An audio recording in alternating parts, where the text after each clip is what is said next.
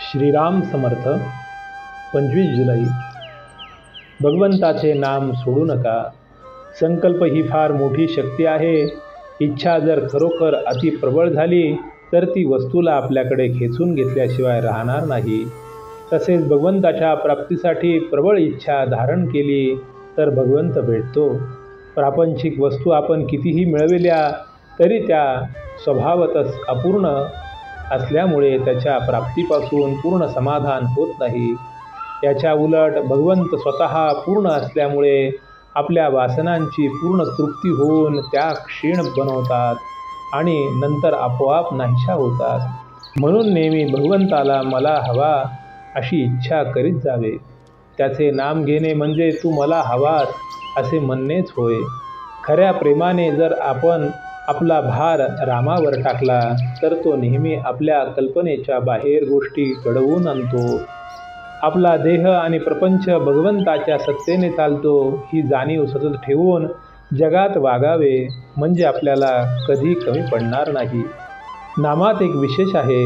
विषयाकरता जरी नाम घेतले तरी विषय प्राप्त होऊनही ते आपले काम म्हणजे तुमचे मन निर्विषय करणे ते करीतच असते।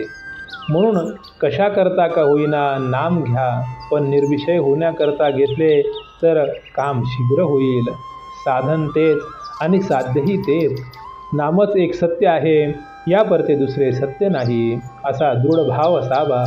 आपण कोणतेही कृत्य करीत असताना ज्याकरता ते आरंभले ते जसे नेहमी आपल्या डोळ्यासमोर असते त्याप्रमाणे नाम घेताना आपण ते कशाकरता घेतो त्याची जाणीव अखंड असावी। ही जाणीव अखंड ठेवणे मी भगवंताचा आहे हे जाणणे याचे नाव अनुसंधान।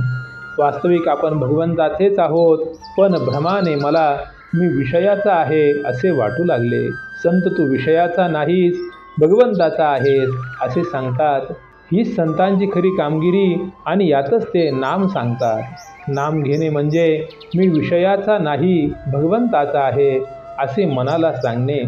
मनात तशी जाणीव उत्पन्न करणे आणि ही जाणीव टिकवण्याकरता पुन्हा पुन्हा मनाला तेच सांगणे म्हणजे तेच नाम सतत घेणे। भगवंत खरोखर मनापासून ज्याला हवा आहे त्याचे काम झालेच पाहिजे।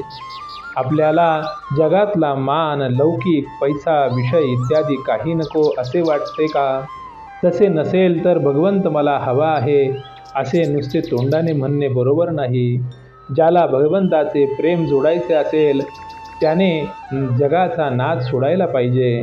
जगाच्या मागे लागलात तर आपले साधन बुडवून बसाल। तुम्ही सतत भगवंताचे नाम घ्यावे आणि मनापासून भगवंताला आळवावे। तुम्ही कितीही पतित असाल तरी पावन होऊन जाल हा माझा तुम्हाला आशीर्वाद आहे। तो जो संकल्प उठेल तो रामस्मरणयुक्त असला पाहिजे। श्रीराम समर्थ।